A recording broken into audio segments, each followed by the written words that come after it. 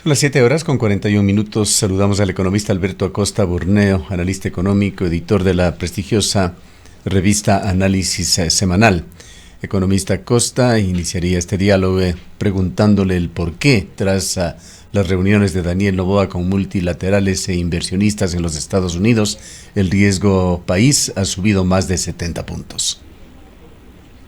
Muy buenos días, un gusto estar con ustedes.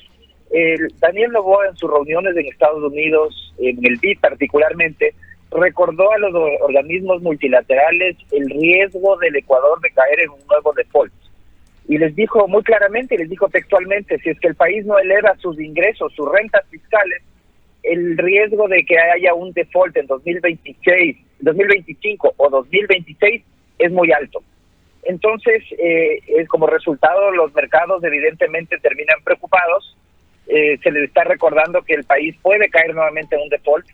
Y por otro lado, Daniel Noboa también anunció una reforma tributaria para diciembre, pero en su propuesta de reforma tributaria la aclaró al poco tiempo, y el día de ayer fueron muy activos a través de sus relaciones públicas para decir que esta reforma tributaria no busca elevar rentas fiscales, sino que es una reforma tributaria para bajar impuestos. Ese entorno les preocupa a los inversionistas, porque los inversionistas se dan cuenta que el fisco está quebrado, y en un fisco quebrado reducir ingresos lo que va a hacer es que sea mucho más difícil que pueda el Estado pagar las deudas cuando corresponda. Entonces todo eso termina explicando una elevación en el riesgo país. Esto de el préstamo puente que Noboa ha mencionado es factible y sería una solución parche por lo menos para terminar el año. Perdón, ¿se puede repetir la pregunta? Lo del préstamo puente que señaló que Ecuador necesita. Sí, el préstamo puente es una urgencia que tiene el país. El país es un país adicto al endeudamiento todavía. Este año necesita, para cerrar el año, necesita un total de 9.600 millones de dólares de financiamiento, y todavía no lo ha conseguido todo. El gran desafío, la primera gran prueba de Daniel Noboa va a ser pagar el 13º sueldo. En caja hay alrededor de 300 millones de dólares, y se requieren alrededor de 2.000 millones de dólares para pagar todo lo que tiene que pagar en diciembre. Entonces, realmente la situación es muy compleja, y el préstamo puente es un mecanismo de anticipar recursos con los multilaterales que después sean descontados de un programa de financiamiento que toma más tiempo negociar. Lo que no tiene el gobierno es tiempo. No puede demorarse en negociar un acuerdo, porque el financiamiento podría llegar de aquí a 3, 4 o 5 meses. Pero los pagos que tiene que hacer el Estado son hoy, son inmediatos, y no tiene recursos para hacerlos. Entonces el crédito puente lo que le permite es comprar tiempo. No es una solución a los problemas fiscales, es simplemente tiempo para que la caja fiscal no se quede sin recursos, pueda hacer los pagos en el corto plazo hasta que se tomen correctivos ya de más largo plazo. Economista Acosta, muy buenos días. Otra de las soluciones que ha planteado el gobierno del presidente electo, al menos para poder resolver la situación hasta el mes de diciembre, con complicaciones ya para pagar los sueldos del mes de noviembre y todos los gastos que implica ese mes, es la venta anticipada de petróleo. ¿Qué opinión le merece a usted esta posibilidad? Mire, la situación fiscal es tan compleja que en este momento hay que recurrir a este tipo de mecanismos. La venta anticipada permite entregar algo de liquidez de manera inmediata, pero hay que estar muy claros que es un mecanismo absolutamente inconveniente y peligroso, porque es tapar un hueco, abriendo un hueco mucho más grande en el futuro. Es comerse los recursos hoy de que deberíamos recibir en el futuro y que deberían servir para financiar el presupuesto del futuro. Lo que está haciendo es anticipando esas rentas, pero cuando llegue el futuro no las tendremos. Es decir, el problema fiscal no se corrige, simplemente se pospone, y se pospone de una manera incremental. El daño que se hace a futuro es mucho mayor.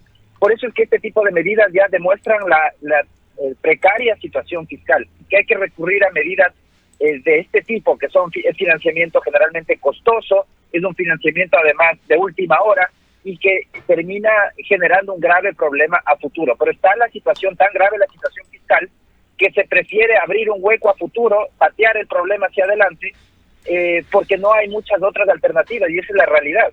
El fisco ya no tiene acceso, si está cerrado el mercado de capitales, China no está dispuesta a seguirle prestando como en el pasado, Entonces las opciones de financiamiento son muy reducidas en este entorno. Ahora, hemos visto en informes internacionales que uno de los mecanismos que sigue utilizando la China es refinanciar a varios países que le adeudan cantidades muy grandes de dinero, pues sobre todo países africanos. ¿Por qué esa diferencia con Ecuador, que fue también beneficiario de la China durante el correísmo? Y también le agradecería un análisis, diría una evaluación del manejo económico que ha hecho el gobierno, particularmente el Ministerio de Economía y Finanzas, que está debiendo prácticamente a todo el mundo, como se dice coloquialmente. El Consejo Nacional Electoral pide al gobierno de Lasso pagar los salarios. Los GATS, municipios y prefecturas, señalan que se les debe más de $1.000 billones y que las actividades se van paralizando allí, que tienen por 2 meses a empleados impagos muchos de los municipios o prefecturas provinciales. También hay una acción de protección que tendrá lugar este día viernes contra Guillermo Lasso y el Ministerio de Economía para que se ponga al día o por lo menos realice ajustes en las grandes deudas que se tienen con el Instituto Ecuatoriano de Seguridad Social. Podríamos decir que como política este Ministerio de Economía ha practicado una morosidad como política de Estado. Bueno, lo que sucede es que el gobierno y a través del Ministerio de Finanzas no fueron al origen del problema. Trataron de corregir los problemas fiscales elevando impuestos, pero nunca controlaron el crecimiento del gasto corriente particularmente. Entonces, en 2021 se elevaron impuestos, permitió comprar tiempo, apareció como que las cosas mejoraban, pero era un tema absolutamente temporal, porque el gasto corriente siguió subiendo y sigue subiendo en la actualidad. Este año tenemos otro año de fuertísimo incremento del gasto corriente. Cada día que pasa el Estado gasta más, pero no tiene plata para pagar. Este año el gasto corriente sube, en lo que va del año a septiembre, sube en $1.400 millones. Entonces, en un ritmo de gasto de este nivel, en donde nadie le pone cascabel al gato, es evidente que nunca va a alcanzar el dinero y que el Estado se atrasa con todos, que es la realidad ahora. Se pueden interponer todos los recursos legales que quieran, pero los recursos legales no van a generar ingresos, no generan dinero. Entonces tampoco van a lograr cobrar a través de recursos legales, porque el problema del Estado, porque hay subejecución, porque hay atrasos, es porque no hay plata. Entonces ese problema de que no hay plata no se soluciona vía recursos legales, ni se soluciona a través de mecanismos de presión. Lo que se soluciona es controlando de una vez por todas el origen del problema, que es limitando este crecimiento desbocado del gasto corriente. Esa es la real solución a los problemas fiscales.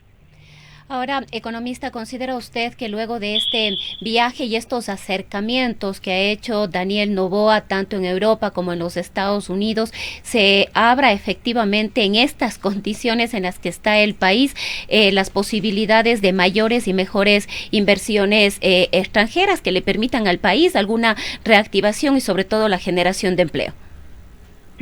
Bueno, la opción de financiamiento en mercado de capitales sigue cerrada y va a seguir cerrada por un buen tiempo. No es una alternativa. Yo creo que en este gobierno no se va a abrir el mercado de capitales. Tendrá que esperar a después de 2025, 2026 y a ver la decisión del país si va a pagar o no va a pagar las deudas que tiene en el mercado internacional de capitales. Entonces, ese tipo de financiamiento va a seguir cerrado. No es una opción. Después, otras opciones de financiamiento, la China, como decía, tampoco está interesada en prestarle al Ecuador y las opciones de financiamiento para México son muy reducidas. Por eso es que la única salida es tomar correctivos en materia fiscal.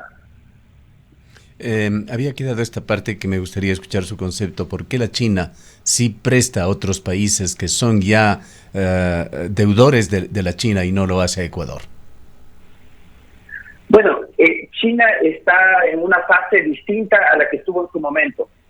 China ya no está en esa política agresiva de financiar y de enviar capitales al mundo, porque ahora China está en una fase de un problema económico interno importante.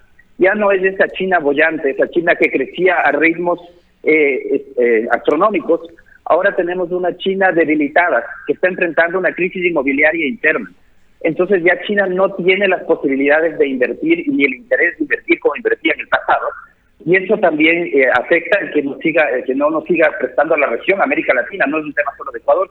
Ya China no es tan activa en América Latina como sí lo fue en el pasado, y es precisamente porque la situación china en este momento, el crecimiento chino está en problemas. El yuan está depreciándose aceleradamente. El gobierno está tratando de salvar el valor del yuan y están con una crisis inmobiliaria que tratan de reactivar su economía reduciendo tasas de interés. La situación china es realmente complicada, ya no es ese motor del mundo, más bien en este momento la desaceleración de la economía china está pasando factura a todos los países, especialmente a los exportadores de materia prima. Ahora, economista, sería importante también tener un análisis suyo respecto de, aunque hay pocos detalles todavía, de esta propuesta de reforma tributaria que ha planteado o ha dado a conocer en el exterior Daniel Noboa. Él dice que no se va a subir impuestos. Al inicio esa era una de las primeras preocupaciones. Más bien ha dicho que se va a reducir ciertos impuestos que le permitan a la empresa privada continuar trabajando y sobre todo generar empleo. Es decir, algunos incentivos también para quienes estén contratando a expertos y profesionales locales. Y antes de escucharle, permítame añadir algo sobre el mismo tema. Daniel Noboa anunció esta reforma tributaria señalando que con esto se evitará el default, refiriéndose a esto y a los créditos puente u otro tipo de ingresos que obtendría de los multilaterales. Pero la pregunta es con respecto a la reforma tributaria, con lo que propone Noboa. ¿Se puede lograr realmente esto? ¿Es tan elástico el efecto tan inmediato de una reforma tributaria como para que pueda cambiar este riesgo de default de Ecuador? La realidad es que la situación fiscal es tan crítica que no hay espacio para una reducción de impuestos unilateral. La reducción de impuestos, que bienvenida sea, tiene que venir financiada. Eso es lo responsable. Y financiada significa dos alternativas. La una es que se financia vía una elevación de otros impuestos, o que se financia vía una reducción de gastos innecesarios o gastos excesivos. Pero tiene que tener financiamiento. La vía correcta, la que debería ser, es vía reducción de aquellos gastos, sobre todo un gasto corriente, que no agrega valor al ciudadano. Esa es la manera de financiar una reforma tributaria que reduzca, que cree incentivos a la producción, a la generación de empleo. El hacer una reforma tributaria que no tiene ningún tipo de financiamiento o de contraparte, lo único que va a hacer es agravar los problemas fiscales de manera significativa y que tengamos este Estado que está siendo un lastre para la economía, porque es un Estado que compra pero no paga, que es una fuente de iliquidez para toda la economía. Los efectos de los apagones en Ecuador es un tema sobre el cual tampoco se ha referido directamente el expresidente Noboa, pero el futuro presidente Noboa, pero ¿qué efectos está produciendo esto en la economía? Bueno, tiene un costo enorme para la economía. Implica menos ventas, menos producción. Es un costo muy grande. Yo estimo que si los apagones continúan por hora y media, ya vemos que ahora está aumentado por 2 horas, pero apagones de hora y media por un mes, mi estimado es que le costarán al país una pérdida de alrededor de 242 millones o 0,3% del PIB. Y el costo más grande no es solo lo que perdemos ahora, el costo más grande es esas inversiones que no se van a realizar, es decir, está frenando el crecimiento económico. Y esto ya lo vimos como en 2022, una empresa llamada Galco firmó un memorando de entendimiento porque quería hacer un proyecto para una planta de procesamiento de aluminio primario. Y para eso requería 850,000 megavatios de electricidad para 2026. Selec le respondió que no tenía capacidad de entregarle esa cantidad de electricidad y que mejor busque otro país para invertir. Ahora el país obtuvo un financiamiento de $200 millones de la CAF para la electrificación del sector camaronero. El sector camaronero requiere de 1.610 megavatios para electrificarse, pero no existe esa electricidad. Entonces lo más probable es que también les terminen diciendo a los camaroneros que no es posible esa electrificación. Entonces vemos cómo el no haber hecho las cosas adecuadamente está pasando una factura muy grande porque reduce el ritmo de crecimiento económico. ¿Qué balance ve en definitiva usted para este escenario desde el punto de vista económico, este escenario económico en el cual Daniel Noboa empezará a gobernar el país? Complejo. Entra una situación con muchísimas restricciones. por el lado, una triple crisis, una crisis por el lado productivo. Las inversiones están detenidas y están detenidas por problemas legales. Por ejemplo, en este momento hay más de 200 megaproyectos de inversión detenidos porque una demanda de Leonidas Lisa fue aceptada en la Corte Constitucional y bloqueó la consulta ambiental. En este momento no hay cómo hacer consulta ambiental. Con eso han detenido más de 200 megaproyectos de inversión, proyectos turísticos, de construcción, de generación térmica, petroleros y mineros. Todos esos proyectos que requieren una consulta ambiental están legalmente detenidos. Tenemos más de 14.000 trámites pendientes del Ministerio del Ambiente. Son también proyectos de inversiones detenidas. Entonces tenemos una inversión detenida. La segunda crisis es una crisis social en donde evidentemente si la inversión está detenida, el empleo también crece lentamente. Al día de hoy hay 400.000 empleos menos de los que existían en 2014. Estamos frente a una nueva oleada migratoria como válvula de escape y la crisis fiscal en donde el déficit sigue subiendo. Probablemente el año cierre con un déficit por encima de los 4.000 millones de dólares. Y el campo de maniobra es muy reducido. Entonces realmente va a tener que tener muchísima habilidad política y además habilidad técnica para poder hacer cambios en este entorno y que la población sienta esos cambios.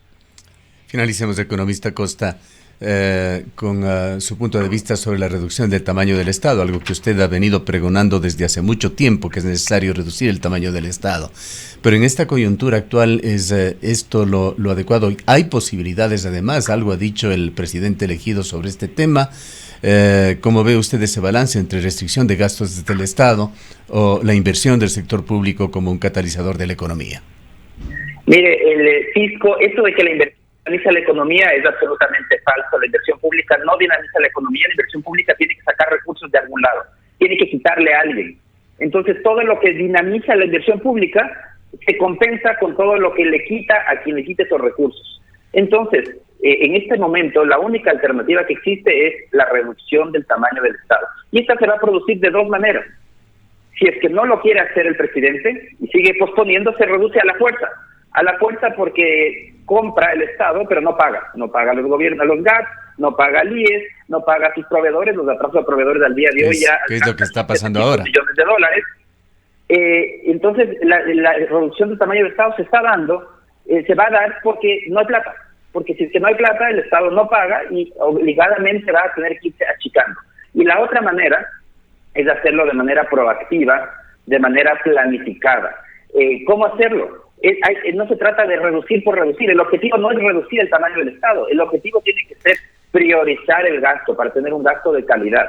Eso significa entender que es importante. Importante es salud, educación, seguridad. En la manera desorganizada a la fuerza de reducir el tamaño del Estado, todo se reduce. Se reduce hasta lo importante. Lo que no se debe reducir también se reduce porque no hay plata para pagar a nadie. En una manera planificada se priorizan los gastos. Tiene que ir más recursos a salud, educación, seguridad, que es lo importante, y reducir aquellos que no es importante, esas áreas que no agregan valor, esas instituciones del Estado que no le agregan valor al ciudadano, que no le cambian la vida. Entonces, de esa manera no se afectan los servicios públicos. De hecho, hay que trabajar en una campaña de calidad de los servicios públicos, de destinar más recursos a lo importante, salud, educación y seguridad, reduciendo aquello que no es importante. Bien, muchísimas gracias por habernos atendido. Siempre es un gusto. Declaraciones del economista Alberto Acosta, editor de la revista Análisis Semanal.